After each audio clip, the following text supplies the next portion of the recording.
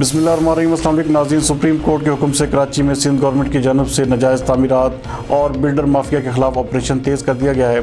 हमारे नुमाइंदा खसूसी जावेद इब्राहिम मंडी के मुताबिक सिंध गवर्नमेंट की जानब से गुलिस्तान जौहर अलादीन के करीब SBCA की जानब से एक बड़ी बिल्डिंग को भारी मशीनों की मदद से तोड़ दिया गया। इंतज़ामिया का कहना है कि कराची में ऑपरेशन को मज़ीद तेज़ किया जाएगा। नाज़रीन, आपको एक बार फिर बताते चलें कि सुप्रीम कोर्ट के हुक्म से कराची में सिंध गवर्नमेंट की जानब से बिल्डर माफिया और नाजायज़ तामीरात के खिलाफ कराची पूरे में ऑपरेशन तेज़ कर दिया गया है। सिंध गवर्नमेंट की जानब से गुलिस्तान जौहर अलादीन के करीब SBCA की जानब से एक बड़ी बिल्डिंग को भारी मशीनों की मदद से तोड़ दिया गया। इंतज़ामिया का कहना है कि SBA की जानब से कराची में ऑपरेशन को मज़ीद तेज़ किया जाएगा।